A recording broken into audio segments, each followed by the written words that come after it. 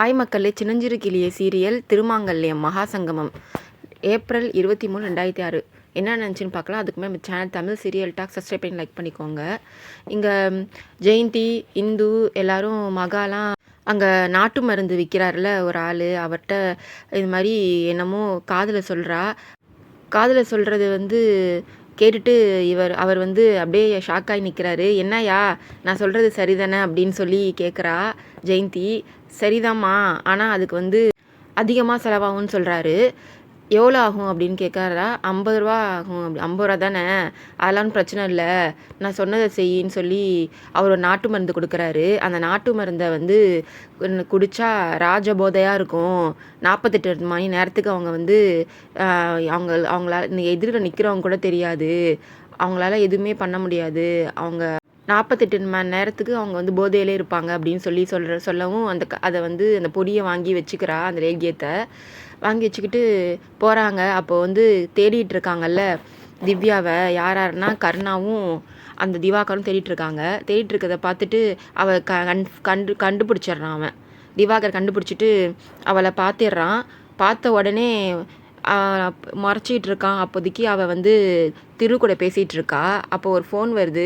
யார் பேசுகிறான்னா கிருபா பேசுகிறான். அண்ணா அவளை கண்டுபிடிச்சிட்டேன்னா, அவள் யார் கூடயே ஒருத்தவங்க கூட பேசிட்டு நின்றுட்டுருக்கா, அதான் யோசிச்சுட்டு இருக்கேன் அப்படின்னு சொல்லவும், இடே யார் கூட பேசிகிட்டு இருந்தா என்ன, அவளை உடனே தூக்குடா அப்படின்னு சொல்லிட்டு நான் கிளம்பி உடனே வரேன்னு கிருபா வராரு அந்த இடத்துக்கு. அதுக்குள்ளே இவங்க பார்த்துடுறத திவ்யாவை இந்த திவாகர் பார்த்துட்றான்ல, அதை 3 பேரும் பார்த்துட்றாங்க. இந்து, ஜெயந்தி, மகா 3 பேரும் பார்த்துட்டு இதை தடுக்கணுமேன்னு சொல்லி ஒரு ஜூஸ் வாங்கிட்டு வான்னு சொல்லி இந்துவை சொல்கிறா ஜெயந்தி. ஜூஸ் வாங்கினவும் அந்த ஜூஸில் அந்த மருந்தை கலக்கி, எங்கெங்க வந்தீங்க, நீங்கள் சாப்பிடாம கூட வந்துட்டீங்க, இந்தாங்க அந்த ஜூஸை குடிங்கன்னு மல்லு கட்டி ஊட்டி விட்டுடுறா வாயில். அதில் கொஞ்சம் குடிச்சிட்றான், கொஞ்சம் தள்ளி விட்டுறான். நான் ஊர்லேருந்து உனக்கு தெரியாதா, நைன்னு எதுக்கு என் கூட தொல்லை பண்ணிகிட்ருக்க அப்படின்னு சொல்லி திவாகர் போகிறான். அப்போது அவனால் மயங்கி விழுந்துடுறான் கீழே. உடனே இவங்க 3 பேரும் சந்தோஷப்படுறாங்க. அப்பாடி மயங்கி விழுந்துட்டான், இனிமேல் பிரச்சனை இல்லை, 48 மணி நேரத்துக்கு இனிமேல் எந்த பிரச்சனையும் கிடையாது, திவ்யா பார்க்காத நம்ம பார்த்துக்க வேண்டியதுதான்னு சொல்லி பேசிக்கிறாங்க இந்து, ஜெயந்தியும் மகாவும். அடுத்தது கருணா என்னாச்சுன்னு எழுப்பிட்டு இருக்கா. அப்போ தான் கிருபா வரான். கிருபா என்னாச்சுன்னு கேட்குறான்.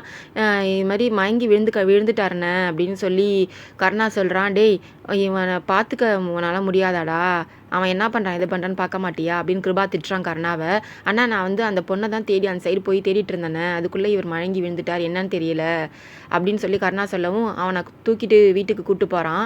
உடனே அங்கே ஜெயந்தி அங்கே வீட்டில் இருந்துக்கிட்டே இவனை பார்க்காத மாதிரி என்னாச்சு அவருக்குன்னு ஜெயந்தி நடிக்கிறா திவாகருக்கு என்னாச்சுன்னு. இது மாதிரி இவன் ஏதோ குடிச்சிருக்கான், அதனால் மயங்கி விழுந்துட்டான், காலைல எப்படின்னு தெளிஞ்சிரும், அவனை உள்ளே கூட்டு போய் படுக்க வைமான்னு சொல்லிட்டு இருக்கும் போதே அங்கே போனா இருக்கால ஜெயந்தி தங்கச்சி, அவள் சொல்கிறா கருணா இன்னும் வரலையான்னு கேட்குறா. உடனே கிருபா சொல்கிறான், அந்த பொண்ணை தேடி தான் அவன் திருவிழாவில் அலைஞ்சிட்ருக்கான் அப்படின்னு சொல்கிறான் கிருபா. உடனே இவ எந்த பொண்ணு என்ன ஏதுன்னு விசாரிக்கிறான் அந்த போனா. இது மாதிரி திவாகரை அரைஞ்ச இந்த திருவிழாவுக்கு தான் வந்திருக்காளாம். அவள் சென்னை அங்கே உள்ள இங்கே திருவிழாவுக்கு வந்திருக்கா. அதனால தான் திவாகர் அவனை பார்த்துட்டாலாம், ரெட் கலர் ட்ரெஸ் போட்டிருக்காளாம். அந்த ஒரு அடையாளத்தை தான் கர்நாட்டை சொல்லிட்டு இருந்திருக்கான் திவாகர். ஆனால் அதுக்குள்ளே அவன் மயங்கி விழுந்துட்டான் அப்படின்னு பேசிகிட்டு இருக்கோம். எய்த்த வீட்டு குடும்பம் சென்னையிலேருந்து தான் வந்திருக்காங்க. அங்கேயும் ஒரு பொண்ணு இதே மாதிரி தான் இருக்கா. அவள் கொஞ்சம் திமிர் பிடிச்சவ. அவள் இது நீங்கள் சொல்கிற அடையாளம் அவளுக்கும் பொருந்தும்னு சொல்லி போனா சொல்கிறா. அப்படியா, நீ போய் அவளை பார்த்துட்டு வா, அவள் என்னக்கா ட்ரெஸ் போட்டிருக்கான்னு பார்த்துட்டு வான்னு கிருபா சொல்கிறான். அவள் மட்டும் ரெட் கலர் ட்ரெஸ் போட்டிருந்தானா அவள் தான் கன்ஃபார்ம் திவாகர் அடித்தவ அவள் தான் அப்படின்னு சொல்கிறான். உடனே அந்த போனா சொல்கிறா, அது அவள் இந்துவோட ஃப்ரெண்டு, சின்ன வயசு ஃப்ரெண்டான் அப்படின்னு சொல்லவும், நீ இதெல்லாம் சொல்ல மாட்டியா அப்படின்னு கேட்குறான் கிருபா இந்துவை. இந்து சொல்கிறா, நான் சொல்கிறா இந்த வீட்டில் யார் கேட்குவாங்க, யாரும் கேட்க மாட்டாங்க, நீ சொல்கிறியோ சொல்லலையோ, நீ எதுவாக இருந்தாலும் இதில் விஷயம் என்கிட்ட சொல்ல வேண்டியதானே அப்படின்னு கேட்குறான் கிருபா. ஆமாம், என் ஃப்ரெண்டு தான் அவள், ஆனால் இது மாதிரிலாம் பண்ணியிருக்க மாட்டா, அவள் ரொம்ப நல்லவ அப்படின்னு சொல்கிறா. உடனே போனா அவங்க வீட்டுக்கு போகிறா. யார் வீட்டுக்குன்னா திவ்யா வீட்டுக்கு போய், தாப்பில் தானே இருக்குது திவ்யா வீடு. திவ்யா வீட்டில் போய் என்னக்கா ட்ரெஸ் போட்டிருக்கான்னு பார்த்துட்டு வான்னு சொல்லி கிருபா அனுப்பி வைக்கிறான். கிருபா அனுப்புனதுனால அந்த போனாவும் போகிறா. உடனே இவங்க 2 பேரும் பிளான் பண்ணுறாங்க, ஜெயந்தி இந்துவும், இந்த போனாவை போய் தடுக்கணும், அதுக்குள்ளே நீங்கள் ஃபோன் பண்ணுங்கக்கா திவ்யாக்குன்னு சொல்கிறா. உடனே இந்து அந்த போனாட்டை வம்பெடுக்கிறா. நீ எதுக்கு இப்போ போகிற, என் ஃப்ரெண்டு அப்படிலாம் பண்ணியிருக்க மாட்டா, நீ போகாத அப்படின்னு சொல்கிறா. உடனே அந்த போனா சொல்கிறா, இதெல்லாம் கிருபா மாமாட்ட சொல்ல வேண்டியதானே, என்கிட்டயே சொல்கிற, கிருபா மாமா பார்க்க சொன்னார், நான் பார்க்க போகிறேன் அப்படின்னு சொல்லிட்டு போகிறா. அங்கே மகாவை கூட்டுக்கிட்டு போகிறா. இங்கே திவ்யாக்கா இருந்தாங்களா, அவங்க எங்கன்னு மகாட்ட கேட்கவும் மகா வந்து சொல்கிறா, அவங்க வந்து இல்லை அப்படின்னு சொல்லி போனாட்டா சொல்லிகிட்ருக்கா.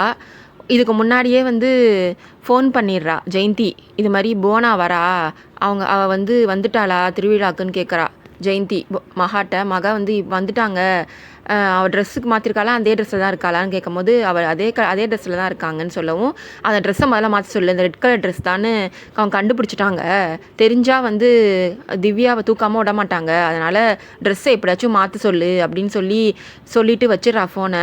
இங்கே போனா வரத்துக்குள்ளே இவன் என்ன பண்ணிடுறான்னா மாவு மேலே கொட்டிடுறா திவ்யா மேலே.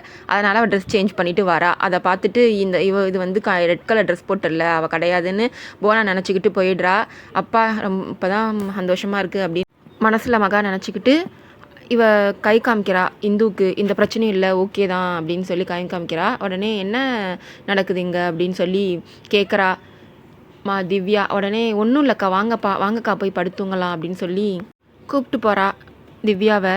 அடுத்தது நாள் எல்லோரும் சாமி கோயிலில் பூஜைக்காக வந்திருக்காங்க. இவங்க 2 குடும்பமும் பொங்கல் வச்சிட்ருக்காங்க. இங்கே ஐயர் வந்து சாமி கும்பிட்டுருக்காரு, 2 குடும்பமும் பொங்கல் வச்சுருக்காங்க. பரிவட்டம் எந்த குடும்பத்துக்கு கட்டுறோமோ அந்த அவங்க கொண்டு வந்த பட்டுப்புடவை தான் சாமி கட்டணும். ஆனால் இன்றைக்கி என்ன நடக்க போகுதுன்னு தெரியல. ஆல்ரெடி வந்து பணிக்கர் வந்து ஏதோ ஒரு உயிர் பலி இருக்குன்னு வேற சொல்லியிருக்காரு, இன்றைக்கி என்ன நடக்க போகுதுன்னு தெரியல அப்படின்னு சொல்லி சாமிகிட்ட கும்பிட்டு வந்து வெளியில் ஊர் பெரியவங்கள்லாம் நின்றுட்டுருக்காங்க. அந்த கமிட்டி மெம்பர்லாம் இருக்காங்கல்ல, அவங்கள்ட்டலாம் இன்றைக்கி என்ன, இப்போ கொஞ்சம் நேரத்தில் பொங்கல் வச்சுட்டு எல்லோரும் வந்துடுவாங்க, என் சாமிக்கு எந்த புடவை கட்டுறது, யாருக்கு பரிவட்டமோ அவங்க புடவை தானே சாமிக்கு கட்டுறது ஐதீகம், இப்போ என்ன நடக்க போகுதுன்னு தெரியலை அப்படின்னு சொல்லி பேசிகிட்ருக்காரு ஐயர். உடனே அங்கே ஊர் பெரியவங்கள்லாம் சொல்கிறாங்க, சாமி மேலே பாரத்தை போட்டுன்னு என்ன நடக்குதோ அதை பார்த்துக்கலாம் அப்படின்னு பேசிகிட்டு இருக்கும் போதே அங்கே வந்து வராங்க திருக்குடும்பம் பட்டுப்படவை எடுத்துக்கிட்டு. இந்தாங்க பரிவட்டம் எங்களுக்கு தானே, இந்த பட்டுப்படவை சாமி கட்டுங்கன்னு சொல்லி திருவோட தாத்தா கொடுக்குறாரு. அதே டைம்லே கிருபா வந்து எடுத்துகிட்டு அவரும் ஒரு புடவை எடுத்துகிட்டு வந்து எங்களுக்கு தான் பரிவட்டம் அப்படின்னு சொல்லிட்டு 2 பேரும் சண்டை போட்டுக்கிறாங்க. அப்போ அந்த பணிக்கர் இருக்கார்ல, அந்த ஊருக்கு குறி சொன்னார்ல, அவர் வராரு. ஐயா நீங்கள் தான் இதுக்கு வந்து ஒரு வழி சொல்லணும், 2 குடும்பமும் வந்து பரிவட்டம்னு சொல்கிறாங்க, யாருக்கு கட்டுறது அப்படின்றது யோசிச்சுக்கிட்டு ஒரே பிரச்சனையாக இருக்குது, அதனால் நீங்கள் தான் ஒரு முடிவு சொல்லணும்னு சொல்கிறாங்க. அவர் சொல்கிறாரு, பக்கத்து ஊரில் மலை இருக்குல்ல, அங்கே கருப்புசாமி கோயில் இருக்குது, அங்கேருந்து மண் குதிரை எடுத்துகிட்டு 2 குடும்பத்தில் உள்ள ஒரு ஆள் போகணும், போய் அங்கேருந்து மண் குதிரையை கீரல் இல்லாமல் எடுத்துகிட்டு வரணும், ஒரு சின்ன கீரல் கூட இருக்கக்கூடாது, யார் வந்து ஒரு சின்ன கீரல் இல்லாமல் எடுத்துகிட்டு வராங்களோ அந்த மண் குதிரையை அவங்களுக்கு தான் பரிவட்டம், 2 பேர் குடும்பத்துலேயும் ஒருத்தவங்க போகலாம் அப்படின்னு சொல்லிடுறாங்க. உடனே இவங்களும் ரெடியாகிறாங்க. அடுத்தது கருணா 2 பேருமே ரெடியாகிறாங்க. ஆல்ரெடி வந்து திரு வந்து கிருபாவை எய்த்து பேசிடுறான். திரு மேலே வந்து கோபமாக இருக்கான் கிருபா. அவன் வந்து கிருபா வந்து எய்த்து பேசிட்டான்னு சொல்லி திரு மேலே கோபமாக இருக்கான் கருணா. இவங்க 3 பேருமே இப்போ வந்து கோவத்தில் இருக்காங்க. இப்போ யார் வந்து போய் அந்த மண் குதிரையை எடுத்துகிட்டு வருவாங்களோ அவங்களுக்கு தான் பரிவட்டம். அதுவும் எப்போ எடுத்துகிட்டு வரணும்னா சாமி வந்து ஊர்வலம் போயிட்டு வர்ற அந்த கொஞ்ச நேரத்தில் போயிட்டு வரணும். இதான் வந்து 2 குடும்பத்தில் உள்ளவங்க ஒருத்தவங்க செய்யணும்னு சொல்லிடுறாங்கல்ல. இவங்க 2 பேரும் ரெடி ஆகுறாங்க, திருவும் கருணாவும். அடுத்து கௌதமும் கவிதாவும் பேசிக்கிறாங்க. ஃபஸ்ட்டு ஏற்கனவே ஒரு சான்ஸை மிஸ் பண்ணிட்டோம், இவங்க 2 பேரும் சிலம்பத்தில் யார் தோக்குறாங்களோ யார் ஜெயிக்கிறாங்களோ அவங்க சாவாங்கன்னு நினச்சோம், ஆனால் அவங்க 2 பேரும் உயிரோடு இருக்காங்க. இப்போ இருக்கிற சான்ஸை நம்ம யூஸ் பண்ணிக்கலாம். யாராச்சும் ஒரு ஆளை வச்சு நம்ம கருணாவை போட்டு தள்ளிட்டா திரு மேலே அந்த பழி விழுந்துடும். ஆல்ரெடி சிலம்பத்தில் வந்து 2 பேருக்கும் பிரச்சனை இருக்குது. கிருபா வந்து திருவை போட்டு தள்ளிடுவான். இப்போ இந்த விஷயத்துலையாச்சும் நம்ம கரெக்டாக ஆளுங்களை செட் பண்ணி உள்ளே அந்த காட்டுக்குள்ளே அனுப்பணும் அப்படின்னு சொல்லி கௌதமும் அந்த கவிதாவும் பிளான் போடுறாங்க. கௌதம் சொல்கிறான், நான் ஆள் ரெடி பண்ணி நான் வந்து அந்த மலை கிராமத்துக்குள்ளே அனுப்பி நான் வந்து கருணாவை போட்டு தள்ளுறேன், அதுக்கு வந்து அந்த பழி திருமலை விழுந்துடும், கிருபா வந்து திருவை போட்டு தள்ளுருவான், இனிமேல் நம்ம பேர் இதில் வந்து வராது, நம்மளுக்கு எந்த பிரச்சனையும் வராதுன்னு பிளான் பண்ணிகிட்ருக்காங்க. அங்கே வந்து இவன் இருக்கான்ல திவாகர், இது மாதிரி ஆயிடுச்சேன்னு சொல்லி கோயிலில் வச்சு உட்கார வச்சுருக்காங்க ஜெயந்தி கூட்டு வந்து. என்னான்னு கேட்குறாங்க. எப்படி இருக்கு நல்லா இருக்கானான்னு சொல்லி கிருபா கேட்குறாரு. மாமா இவர் கொஞ்சம் இப்படி தான் இருக்காரு. யார் யாரையோ கை காமிச்சிட்டே இருக்காரு அப்படின்னு சொல்லவும், அவள் யாரை கை காமிக்கான்னு தெரியுமா அப்படின்னு கேட்கவும், யாரோ ஒரு கிழவியையும் ஐயரோட பொண்டாட்டியையும் கை காமிக்கிறாரு மாமா அப்படின்னு சொல்கிறா. உடனே இவனும் இன்னும் கொஞ்ச நேரத்தில் அவனுக்கு வந்து தெரிஞ்சிரும் அப்படின்னு சொல்லி பேசிகிட்டு இருக்கும்போது, அது எப்படி தெரியும், நான் தெளிய விட மாட்டேன், அதுக்கு இன்னும் கொஞ்சம் பவுடர் இருக்குது, அதை போட்டு கொடுத்துருவேன் அப்படின்னு சொல்லி யோசிச்சுட்டு இருக்கா. கிருபா வந்து ஒரு 4, 5 அடியாள்கிட்ட பேசிகிட்டு இருக்கான். என்னதான் இருந்தாலும் கருணா வந்து எப்படியும் அந்த மண் குதிரை எடுத்துகிட்டு வந்துடுவான். இருந்தாலும் இப்போ வந்து அந்த திருவும் நான் லேசுப்பட்டவனால் தெரியலை, அவனும் ரொம்ப மரியாதை இல்லாமல் என்னை பேசிட்டான், அதனால் அந்த திருவை வந்து உள்ளே அந்த காட்டுக்குள்ளே போகிறப்ப அவனை போட்டு தள்ளிடுங்கன்னு சொல்லி சொல்கிறான் கிருபா அந்த அடியாளுங்கிட்ட. அந்த அடியாளுங்களும் நான் சரிங்க ஐயான்னு சொல்லி உள்ளே காட்டுக்குள்ளே ஆயுதத்தெல்லாம் எடுத்துகிட்டு ரெடியாக போகிறானுங்க. சாமி இப்போ ஊர்வலத்துக்கு ரெடியாக சாமியை வந்து சிலையை எடுத்து வெளில வச்சுருக்காங்க. அந்த சாமி ஊர்வலம் வந்து முடியறதுக்குள்ளே இவங்கலாம் போயிட்டு வந்துடணும். அதோட இந்த எபிசோட் முடியுது. வரப்போகிற எபிசோட் நடக்குதுன்னு பார்க்கலாம். பை மக்களே.